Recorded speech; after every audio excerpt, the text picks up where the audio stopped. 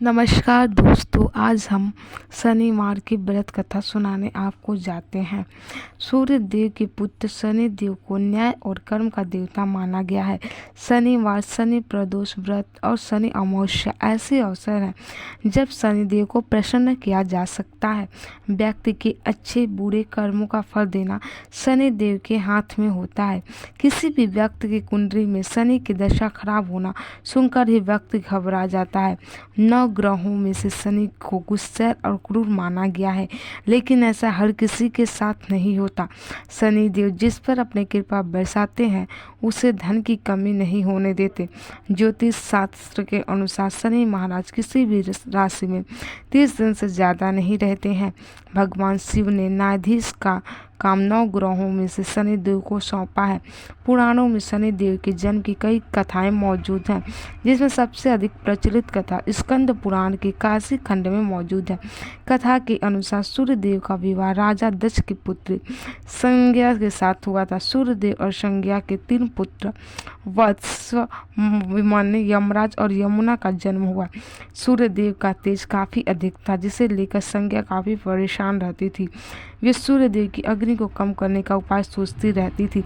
सोचते सोचते उन्हें एक उपाय सूझा और उन्होंने अपनी एक हमशक्ल बनाई, जिसका नाम उन्होंने स्वर्ण रखा। स्वर्ण, जब तक मैं तपस्या से वापस लौट के न आ जाऊं, तब तक तुम्हें महाराज और बच्चों का ख्याल रखना है और मेरी छाया बनकर इस घर में सूर्य देव की पत्नी बनकर रहना है। जो आज्ञा महारानी। संज्ञा, आप निश्चिंत रहिए, यहाँ पर किसी को भी कोई पता नहीं चलेगा। मैं आपकी छाया हूँ। स्वरा के कंधों पर अपने 3 बच्चों की जिम्मेदारी डालकर संज्ञा जंगल में कठिन तपस्या के लिए चली गई। संज्ञा की छाया होने के कारण सूर्यदेव को भी कभी स्वरा पर शक नहीं हुआ और एक छाया होने के कारण स्वरा को भी सूर्यदेव के तेज से कोई परेशानी नहीं हुई। उधर संज्ञा तपस्या में लीन थी। वह सूर्यदेव और स्वरा से 3 बच्चे मनु, शनिदेव और भरदा का जन्म हुआ। कहा जाता है कि एक बार भगवान पत्नी स्वरा से मिलने आए। सूर्यदेव के तप और तेज के आगे शनिदेव महाराज की आंखें बंद हो गई और उन्होंने उन्हें देख नहीं पाए। वहीं शनिदेव के स्वरा को देख भगवान सूर्य पत्नी स्वरा पर शक करने लगे। पुत्र शनि, अपने पिता सूर्यदेव को प्रणाम करो। माता श्री, पिताजी का तेज बहुत अधिक है, मैं तो उनकी तरफ से ठीक से देख भी नहीं पा रहा। मैं इन्हें प्रणाम कैसे करूं? शनि, मेरा पुत्र या मेरा पुत्र नहीं हो सकता, इसका स्वर तो बहुत काला है। यह मेरा पुत्र कैसे हो सकता है? नहीं नहीं स्वामी, यह आपका ही पुत्र है। नहीं, मैं इसे अपना पुत्र नहीं मान सकता। अपने पिता की बात सुनते ही शनिदेव के मन में सूर्यदेव के लिए शत्रु भाव पैदा हो गया। माता श्री, पिताश्री ने आपका जो भी अपमान किया है, मैं एक न एक दिन इसका बदला जरूर लूंगा। पिताश्री से भी अधिक श्रेष्ठ बनकर दिखाऊंगा। नहीं पुत्र, अपने पिता से ऐसे क्रोधित नहीं होते। अपने को शांत करो। और नहीं माता, अब तो यह क्रोध तभी शांत होगा जब मैं आपके अपमान का बदला लूंगा। उसके बाद शनिदेव ने भगवान शिव की कठिन तपस्या करनी शुरू कर दी। शनिदेव की कठिन तपस्या करने के बाद भगवान शिव प्रसन्न हुए और उन्हें वरदान मांगने को कहा। शनिदेव, मैं तुम्हारी तपस्या से प्रसन्न हूँ, मांगो तुम्हें क्या वरदान चाहिए। हे महादेव, मेरे पिता सूर्यदेव ने मेरी माँ का अनादर किया है। उनकी वजह से मेरी माता छाया को हमेशा अपमानित होना पड़ता है। हे प्रभु, मुझे सूर्यदेव से भी अधिक शक्तिशाली और पूजनीय होने का वरदान दीजिए। शनिदेव, आपका अपनी माता का प्रति स्नेह और आदर देखते हुए मैं आपको 9 ग्रहों का स्वामी होने का वरदान देता हूँ। आप सभी ग्रहों में श्रेष्ठ स्थान की प्राप्ति होगी। इसके पश्चात से ही शनिदेव को 9 ग्रहों में सर्वश्रेष्ठ स्थान की प्राप्ति हुई। न्यायप्रिय शनिदेव की कुटिल से सबसे डरते हैं, लेकिन पौराणिक कथाओं के अनुसार शनिदेव की पत्नी के श्राप के कारण उनकी एक वक्र दृष्टि का नकारात्मक प्रभाव लोगों पर पड़ने लगा। हालांकि सब लोग शनिदेव के गुस्से से डरते हैं, लेकिन स्वयं शनिदेव अपनी पत्नी के गुस्से के शिकार हो गए चुके हैं।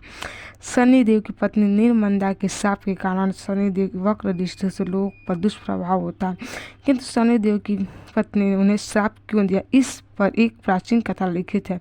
एक बार शनिदेव ध्यान में मग्न थे और तपस्या कर रहे थे। तभी उनकी पत्नी नीलनंदा उनके पास आती हैं, उन्हें प्रेम से रिझाने की कोशिश करते हैं, परंतु शनिदेव अपनी पत्नी पर कोई ध्यान नहीं देते, ध्यान में मग्न रहते हैं। वे अपनी तपस्या में लीन रहते हैं, उन पर अपनी पत्नी के प्रेम का कोई प्रभाव नहीं पड़ता। नीलनंदा ने शनिदेव को अपने सौंदर्य से रिझाने की बहुत कोशिश की, परंतु शनिदेव की तपस्या भंग नहीं हुई। तो गुस्से में नीलनंदा ने शनिदेव को शाप दिया, मैं इतनी देर से आपको प्रेम से मनाने की कोशिश कर रही हूँ, किंतु आप हैं कि अपनी तपस्या में लीन बैठे हैं। मैं इतने प्रेम पूर्वक आपके पास थोड़ा समय व्यतीत करने आई थी, किंतु आपने मेरी ओर ध्यान ही नहीं दिया, मेरी ओर से दृष्टि वक्त नहीं डाली। मैं आपको शाप देती हूँ कि आप जिस किसी पर भी आपकी वक्र दृष्टि पड़ेगी वो तबाह हो जाएगा और आप बनेंगे। शनिदेव अपनी पत्नी के स्वभाव से परिचित थे। उनका तब जब पूरा हुआ तब उन्होंने उस श्राप के बारे में पता चला, तो उन्होंने अपनी पत्नी को समझाने की कोशिश की, उन्होंने गलत किया है। शनिदेव की पत्नी ने अपनी भूल का एहसास हुआ, पर अब कुछ नहीं हो सकता था, वह श्राप दे चुकी थी। परंतु शनिदेव की पत्नी ने कहा कि मैं श्राप तो वापस नहीं ले सकती, किंतु यह जरूर कर सकती हूँ, जब भी कोई भक्त निस्वार्थ भावना से पूरे विश्वास के साथ शनिदेव की पूजा आराधना करेगा, उस भक्त पर शनिदेव की कृपा बनी रहेगी और उस भक्त के जीवन में सुख शांति का वास होगा। तभी से शनिदेव न्यायप्रिय राजा भी बन गए। जो कोई भी गलत कार्य करता है वह शनिदेव की वक्र दृष्टि से बच नहीं पाता। इससे सदैव अच्छाई के मार्ग पर चलना चाहिए ताकि हम शनिदेव के क्रोध से बच सके। यह तो सभी जानते हैं कि शनिदेव हनुमान जी की पूजा से प्रसन्न होते हैं। हनुमान भक्तों को शनिदेव को परेशान नहीं करते हैं। यही कारण है कि शनि की दृष्टि से बचने के लिए हनुमान जी की पूजा करने की सलाह दी जाती है। पर शनिदेव और हनुमान जी आपस में मित्र कैसे बने, इसके पीछे बहुत सी कथाएं प्रचलित हैं। उन्हीं में से प्रचलित एक पौराणिक कथा के अनुसार एक बार शनिदेव को अपनी शक्ति पर अहंकार हो गया। शनिदेव को लगने लगा कि उनसे शक्तिशाली कोई भी नहीं है। उनकी दृष्टि मात्र से ही व्यक्ति के जीवन में उथल पुथल शुरू हो जाती है। शनिदेव इसी घमंड में चूर होकर भ्रमण पर निकले, तभी उनकी दृष्टि हनुमान जी पर पड़ी। उस समय हनुमान जी अपने प्रभु श्री राम की साधना में लीन थे और राम नाम का जाप कर रहे थे। राम राम राम भगवान श्री राम की भक्ति में डूबे हनुमान जी को देख शनिदेव उन पर अपने वक्र दृष्टि डाली, लेकिन हनुमान जी पर कोई प्रभाव नहीं हुआ। इससे शनिदेव क्रोधित होकर उन्होंने हनुमान जी को ललकारा, ए वानर देख तेरे सामने कौन खड़ा है। हनुमान जी ने शनिदेव पर कोई ध्यान नहीं दिया और अपनी भक्ति में लीन रहे। शनिदेव ने सभी प्रयास कर लिए, लेकिन हनुमान जी पर कोई प्रभाव नहीं पड़ा। तो शनिदेव का क्रोध 7वें आसमान पर पहुंच गया और उन्हें गुस्से में आकर शनिदेव ने या फिर प्रयास किया और बोले, नर आंखें खोल, मैं शनिदेव तुम्हारी सुख शांति को नष्ट करने आया हूँ। इस संसार में ऐसा कोई नहीं जो मेरा सामना कर सके। क्या तुम मुझे जैसे शक्तिशाली को देखकर बिल्कुल भी विचलित नहीं हो रहे हो?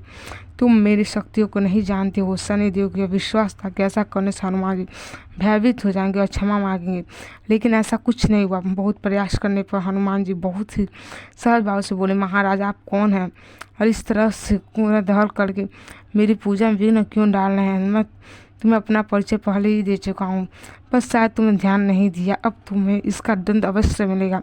मैं अभी इसी समय तुम्हारी राशि में प्रवेश करने जा रहा हूँ, तब समझ में आएगा कि मैं कौन हूँ। हे शनिदेव, आप कहीं और जा, मुझे अपने प्रभु का स्मरण करने दें। कृपया करके मेरी साधना विघ्न उत्पन्न करने की चेष्टा न करो। हनुमान जी की बात सुनकर शनिदेव का क्रोध और बढ़ गया। उन्होंने हनुमान जी की भुजा पकड़ ली और अपनी तरफ खींचने लगे। हनुमान जी को लगा जैसे उनकी भुजा को किसी ने दहकते अंगालों पर रख दिया हो। उन्होंने तुरंत एक झटके से अपनी भुजा के शनिदेव के सब पकड़ से छुड़ाया। इसके बाद शनिदेव ने विकराल कर रूप धारण कर उनकी दूसरी बाह को पकड़ने की कोशिश की, तो हनुमान जी को भी क्रोध आ गया। उन्होंने अपने मूंछ में शनिदेव को लपेट लिया। मैंने आपसे कहा था कि आप मेरी पूजा में विघ्न ना डालें, पर आपने मेरी बात को नहीं सुना। अब तक जब तक मैं प्रभु श्री राम की आराधना करता हूँ तब तक आप मेरे मूंछ में ही बंधे रहेंगे, ताकि आप मेरी पूजा में विघ्न ना डाल सके। है वानर, तुम तो क्या, तुम्हारे प्रिय श्री राम भी मेरा कुछ नहीं बिगाड़ सकते। शनिदेव के बात सुनकर हनुमान जी को अत्यंत क्रोध आ गया। वह शनिदेव की पूंछ में लपेट कर पहाड़ों और वृक्षों पर खूब उठा पटकने लगे और रगड़ने लगे। इससे शनिदेव की हालत खराब हो गई। अंत में शनिदेव को अपनी गलती का एहसास हुआ और वह हनुमान जी से बोले, दया करें वानर राज, मुझे अपनी गलती का एहसास हो गया, मुझे क्षमा करें। भविष्य में आपकी छाया से भी दूर रहूंगा। हे शनिदेव, आपकी मेरी छाया ही मेरे भक्तों की छाया से भी दूर रहने का वचन देना होगा। मैं वचन देता हूँ कि जो भी भक्त आपकी पूजा अर्चना करेगा उसको मेरे कारण कोई भी हानि नहीं होगी।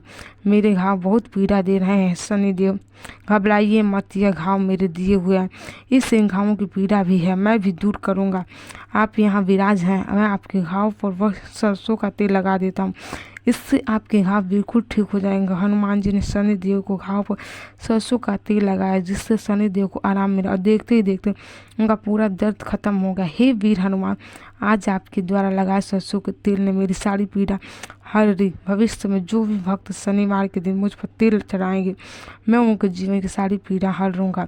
मुझ पर शनिवार को तेल चढ़ाने वाले भक्तों के जीवन के सारे दुख दूर हो जाएंगे। अपने मित्र शनि की बात को भूल कर क्षमा कर दीजिए। मैं आपको अपने हृदय से लगाना चाहता हूँ। हनुमान जी मुस्कुराए और शनिदेव के हृदय लगा रहे।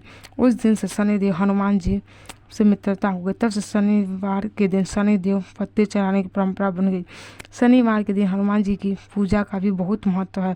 कहा जाता है शनिवार के दिन हनुमान जी की पूजा करने से शनिदेव प्रसन्न होते हैं और भक्त हनुमान जी और शनिदेव दोनों की कृपा बनी रहती है। ऐसी वीडियो पाने के लिए हमारे चैनल को सब्सक्राइब करें।